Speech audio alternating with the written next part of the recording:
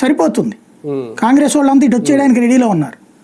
కానీ ఆ టైంలో లేదు లేదు మేము అట్లాంటి తప్పుడు రాజకీయాలకు పోము, మేము నిజాయితీ రాజకీయం చేస్తామంటూ ఎన్నికలకే మేము సిద్ధమన్నారు. లేదంటే మీరు ప్రభుత్వం నడుపుకోండి అంటే ఆమ్ ఆద్మీ పార్టీకి 27 వచ్చిన ఆమ్ ఆద్మీ పార్టీకి కాంగ్రెస్ మద్దతు ఇచ్చింది అప్పుడు. తద్వారా ప్రభుత్వం నడిచింది 2 ఏళ్ల పాటు. ఆ టైంలో కాంగ్రెస్ ఉపసంహరించుకోవడం వల్ల ఎన్నిక జరిగితే కేజ్రీవాల్కి పోటీగా మరొక పవర్ఫుల్ మనిషిని చూపించాలి, అట్లాంటి ఒక ఫేస్ కావాలని కిరణ్ బేడీని తెచ్చిపెట్టారు. డాక్టర్ హర్షకుమార్ ఉండేవాడు అప్పటిదాకా ఢిల్లీ అధ్యక్షుడిగా, బీజేపీ అధ్యక్షుడిగా. అతను పార్టీని మొత్తాన్ని సంస్థాగతంగా సెట్ చేశాక అతని పక్కన పెట్టి ఈ పని చేశారు. దాంతో విరక్తి చెందిన అతనితో పాటుగా మొత్తం కేడర్ అంతా సైలెంట్ అయిపోయారు. ఆ దెబ్బతో 3 స్థానాలకు పడిపోయింది.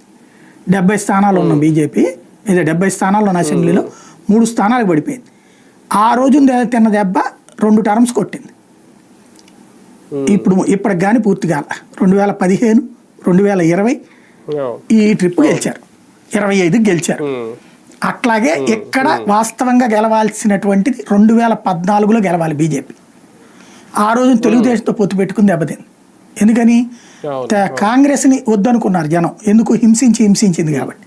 కానీ 1 ఓటు 2 రాష్ట్రాలన్న తెలుగుదేశాన్ని బీజేపీని గెలిపించాలనుకున్నారు. ఎందుకు? సుష్మా స్వరాజ్ చివరి దాకా ఉండటం, చివరిలో కూడా వ్యూహాత్మకంగా వ్యవహరించి కాంగ్రెస్ చేత అది ఇప్పించింది బీజేపీ అనేది